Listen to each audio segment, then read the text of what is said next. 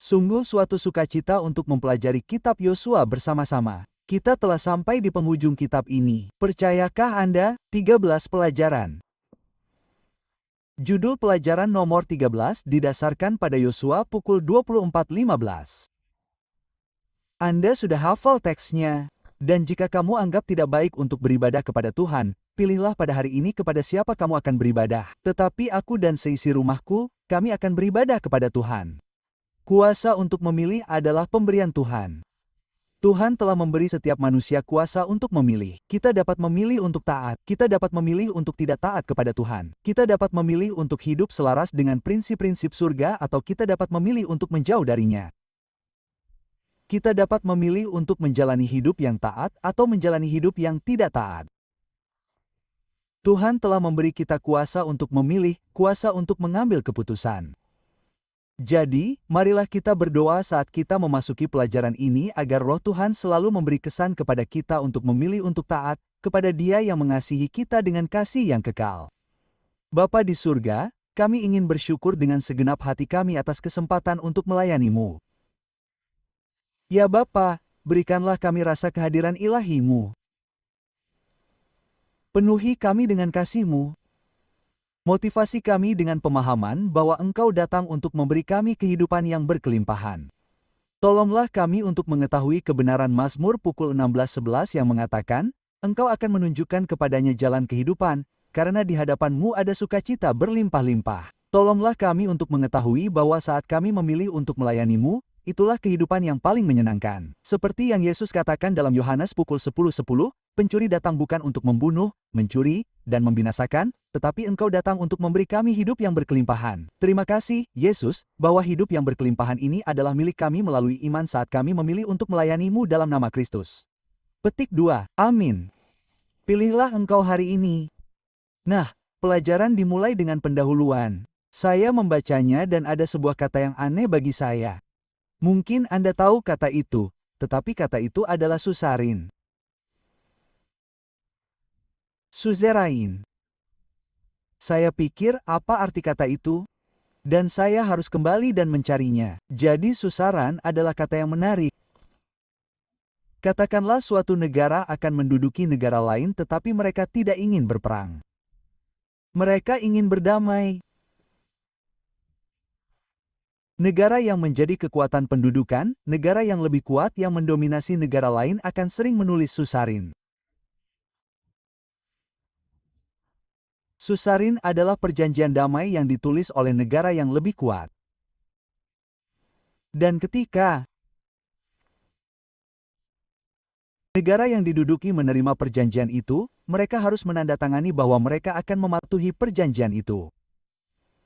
Mereka akan mematuhi perjanjian yang telah ditetapkan ini. Jadi dalam pengertian Alkitabiah, ini sangat menarik karena pasal 24, pasal terakhir dari Yosua ini memiliki unsur-unsur susarin ini. Dengan kata lain, Israel mengakui kekuatan, kekuasaan, supremasi, kedaulatan Tuhan. Dan Israel menyetujui susarin ini. Mereka berkata, inilah perjanjiannya, Tuhan, kami akan menaati perjanjian ini. Inilah perjanjian yang telah Engkau buat untuk kami dan bersama kami. Dan Tuhan, Engkau lebih besar dari kami. Engkau lebih besar dari kami. Engkau lebih besar dari kami. Engkau lebih berkuasa dari kami. Kami akan menerima perjanjian susarim. Kita lanjutkan ke pelajaran hari Senin. Jadi Yosua mengumpulkan orang Israel untuk pembaruan perjanjian ini di Sekjum. Mengapa dia melakukan ini? Sekjum adalah tempat Abraham membangun mezbah pertama. Di sanalah dia membangunnya. Jadi Yosua mengumpulkan mereka kembali ke sana untuk mengingat perjanjian yang Tuhan buat dengan mereka. Di sini, dalam catatan, paragraf kedua, Sekjum adalah tempat Abram membangun mezbah saat kedatangannya di tanah itu dan tempat Tuhan pertama kali memberinya janji tentang tanah itu. Ketika janji-janji yang diberikan kepada Abraham telah digenapi, Israel memperbarui perjanjian mereka dengan Tuhan di tempat di mana janji pertama telah dibuat. Dan jika Anda melihat Yosua 24:2-13, Anda akan melihat fakta bahwa Tuhan telah menggenapi janji-janjinya. Di sana, ketika Anda melihat Yosua 24 dan saya akan membaca beberapa ayat. Ayat 4 mengatakan kepada Ishak aku memberikan Yakub. Saya ingin Anda memperhatikan berapa kali aku digunakan. Juga, aku mengutus Musa dan Harun, dan aku menulahi Mesir. Ayat 6 berbicara tentang Tuhan, dan aku membawa nenek moyangmu keluar dari Mesir. Ayat 8 berbicara tentang Tuhan lagi. Aku membawamu ke tanah orang Amori. Ayat 8, bagian terakhir. Tetapi aku menyerahkan mereka ke dalam tanganmu. Di sini, ayat 10, aku tidak mau mendengarkan balum, jadi aku melepaskanmu dari tangannya. Ayat 11, berbicara tentang Yordan dan Yeriho, dan dia berkata, aku menyerahkan mereka ke dalam tanganmu. Ayat 12, aku telah mengirimkan tabuhan di depanmu untuk mengusir mereka. Ketika kamu melihat semua pernyataan itu, apa yang Tuhan katakan adalah, hai Israel, akulah Tuhanmu yang berdaulat. Akulah yang telah menguasai bangsa-bangsa lain. Akulah yang telah menghancurkan mereka. Akulah yang telah mengusir mereka dari negeri ini. Akulah yang menyebabkan mereka diusir dari negeri ini, Israel. Setialah kepadaku karena akulah Tuhanmu yang berdaulat. Kita beralih ke pelajaran hari Senin. Membahas tentang ketulusan dan kebenaran. Kamu dapat menemukannya di Yosua pukul 24:14 dan 15. Dan dikatakan, oleh karena itu, takutlah akan Tuhan, beribadahlah kepadanya dengan tulus dan setia, dan jauhkanlah Allah-Allah yang disembah oleh nenek moyangmu di seberang sungai Efrat, dan beribadahlah kepada Tuhan di Mesir. Ketulusan dan kebenaran. Apakah ketulusan itu? Ketulusan berarti kita hidup di hadapan Tuhan dengan hati yang tidak terbagi. Bahwa kita berkomitmen kepada Tuhan. Bahwa satu-satunya keinginan kita adalah untuk menyenangkan Tuhan. Bahwa keinginan kita bukanlah untuk melakukan kehendak kita, tetapi kehendak-Nya. Karena ketulusan adalah keadaan mental. Di mana kita dengan jujur bersujud di hadapan Tuhan dan mengatakan kepadanya bahwa kita tidak menginginkan apapun selain melayaninya. Apakah kebenaran itu? Kebenaran berkaitan dengan pikiran yang terinformasi. Kebenaran berkaitan dengan pemahaman yang cerdas. Lihat, Anda bisa tulus, tetapi Anda bisa saja salah secara tulus. Amsal pukul 14:12 mengatakan ini. Dikatakan, ada jalan yang disangka orang lurus, tetapi ujungnya adalah maut. Jadi orang-orang ini mungkin tulus, tetapi pikiran mereka tidak dididik oleh kebenaran. Atau di sisi lain, pikiran Anda bisa dipenuhi dengan kata, kebenaran, tetapi Anda bisa menjadi orang yang keras kepala, angkuh, dan sombong.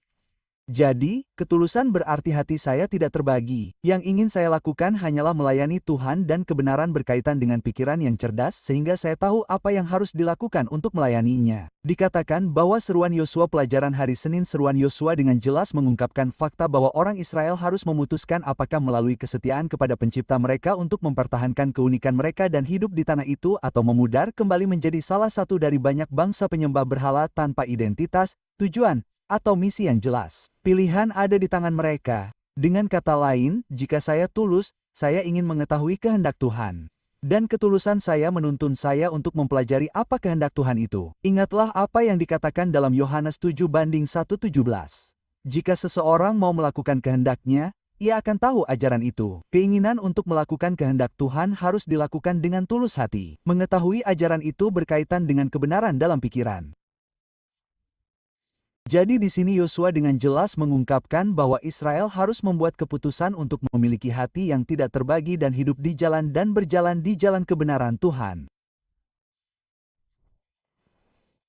Dalam pelajaran hari Selasa, bebas untuk melayani.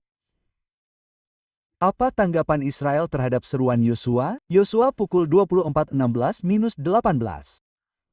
Bagaimana tanggapannya? Maka bangsa itu menjawab dan berkata, jauh daripada kami untuk meninggalkan Tuhan dan beribadah kepada Allah lain. Sebab Tuhan, Allah kita, Dialah yang membawa kami dan nenek moyang kami keluar dari tanah Mesir, dari rumah perbudakan, yang melakukan tanda-tanda yang dahsyat di depan mata kami dan yang melindungi kami di sepanjang jalan yang kami lalui dan di antara semua bangsa yang kami lalui. Dan Tuhan menghalau dari hadapan kami seluruh bangsa itu, yakni orang Amori yang diam di negeri itu. Kami juga akan beribadah kepada Tuhan, sebab Dialah Allah kami. Apa tanggapan Israel? Mereka berkata, kami akan beribadah kepada Tuhan. Jangan khawatir tentang kami, Yosua, kami akan beribadah kepada Tuhan. Kami berkomitmen. Kami setia. Apakah mereka bersungguh-sungguh? Tentu saja. Apakah mereka melakukannya? Tentu saja tidak. Apa yang terjadi? Mereka lemah dalam iman.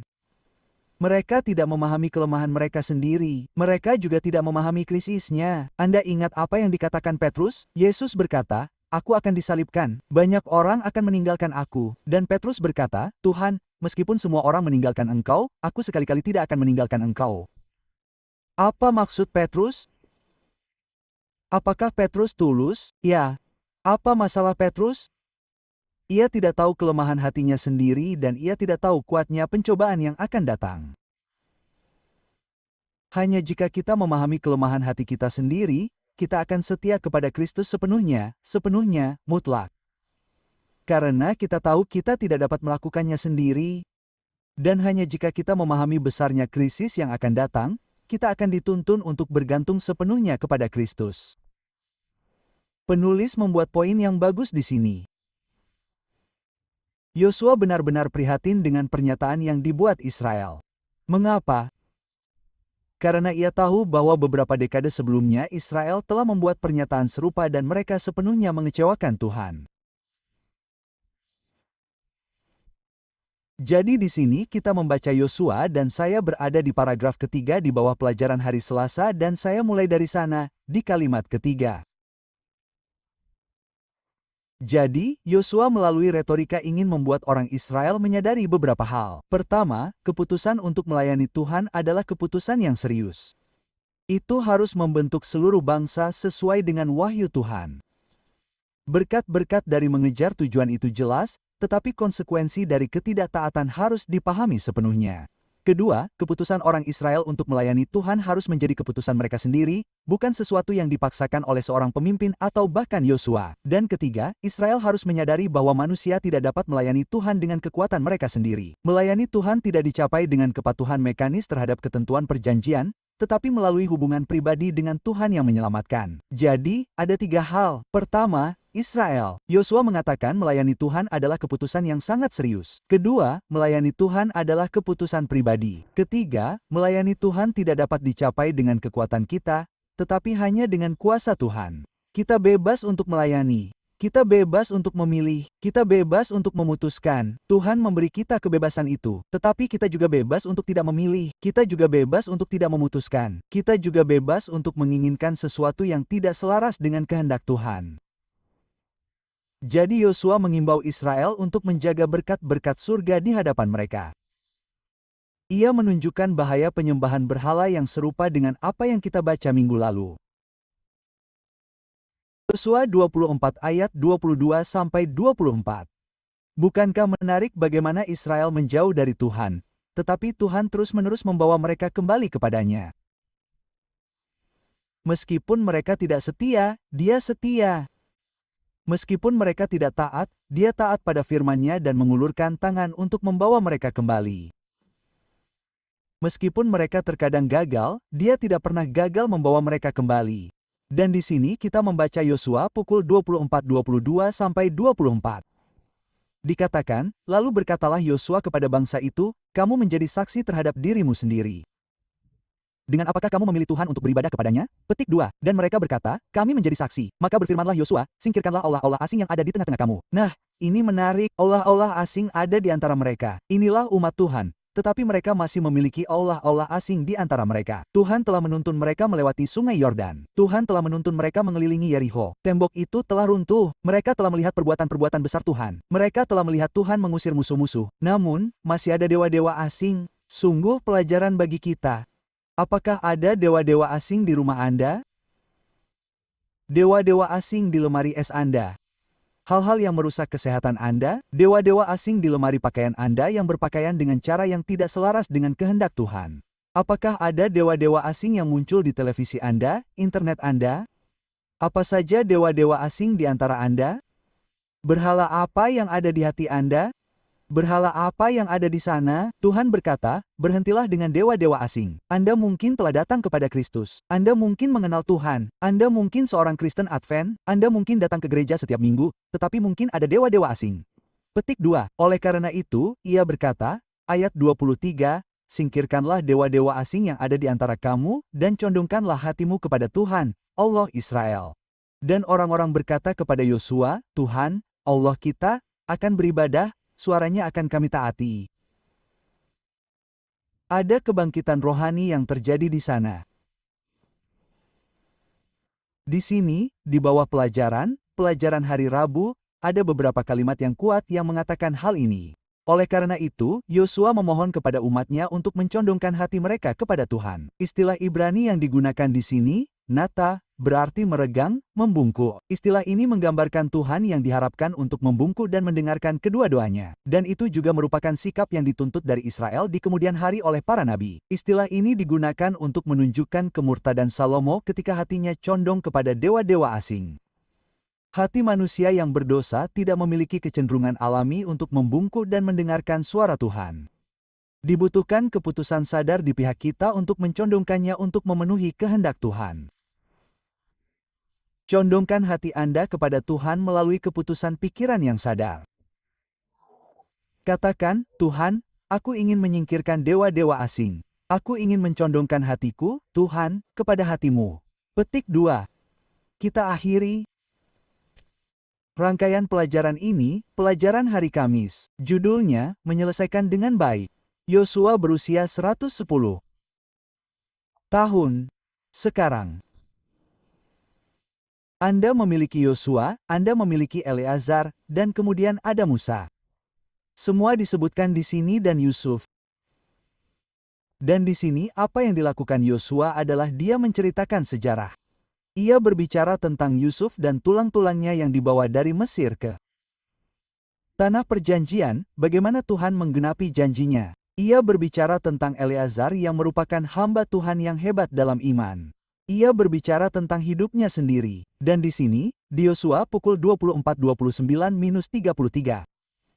Kita membaca bahwa setelah peristiwa-peristiwa ini, matilah Yosua bin Nun, hamba Tuhan itu, pada umur 110 tahun. Ia dikuburkan di dekat tanah milik pusakanya, yaitu Timota, yang terletak di pegunungan Efraim, di sebelah utara Gunung Gas. Ingatlah bahwa Timota tidak jauh dari tempat mereka membangun tempat kudus.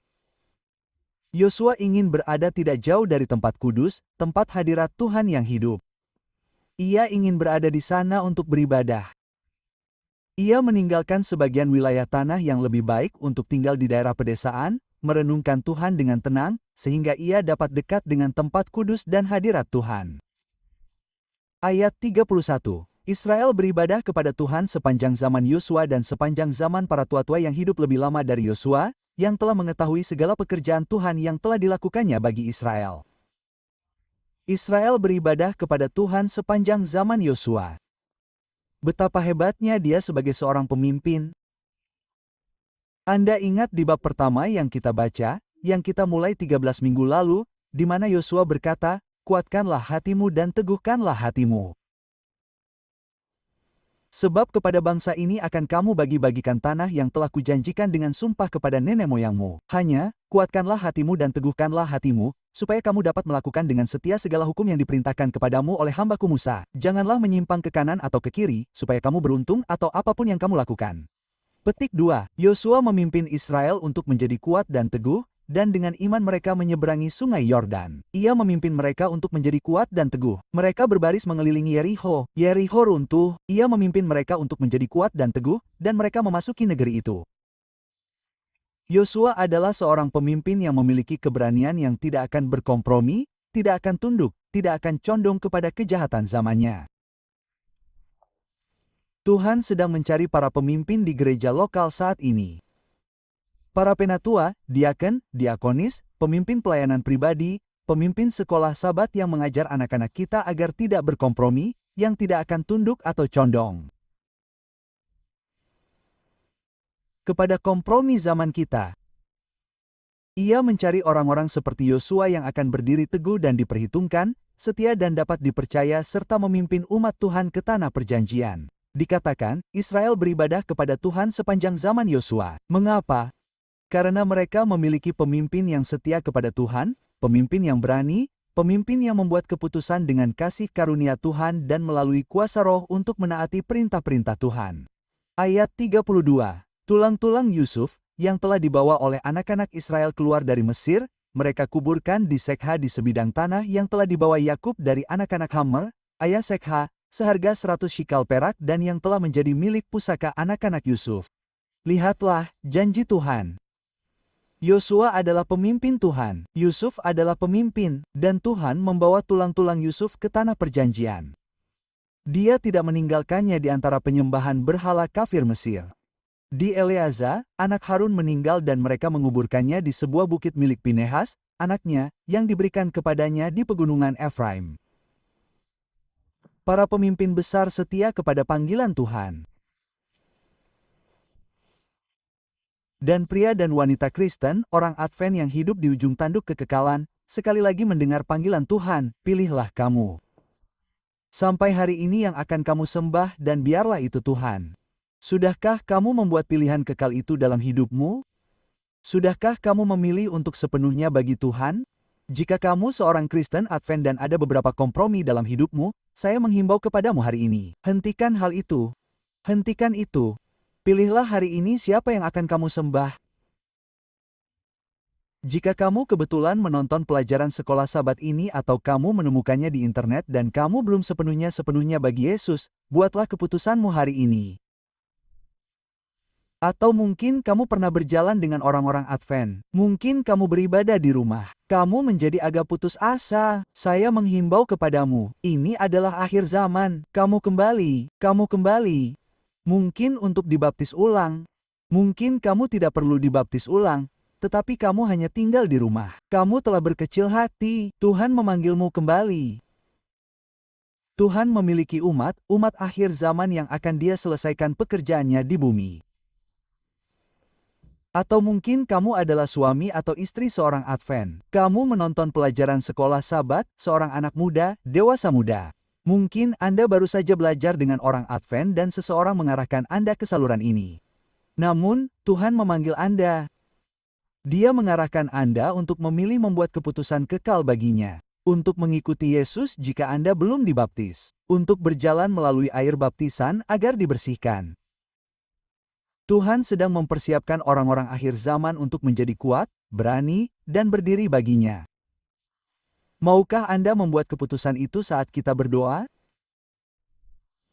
Jika Anda membuat keputusan, beritahu kami dan Anda akan dapat menghubungi kami. Bagikan dengan kami keputusan Anda untuk Yesus dan kami akan menghubungi Anda. Jadi, mari kita berdoa. Bapa di surga, terima kasih atas kasih-Mu yang luar biasa. Terima kasih atas kasih karunia-Mu, atas kebaikan-Mu, atas kuasa-Mu. Terima kasih karena Engkau memanggil orang-orang akhir zaman untuk memilih-Mu. Dan kami hanya berdoa agar Roh Kudus bergerak dengan penuh kuasa sekarang pada setiap orang yang menonton pelajaran sekolah Sabat kami. Semoga setiap dari kita memilih untuk melayani-Mu. Semoga tidak seorang pun dari kita tersesat dalam nama Kristus. Amin.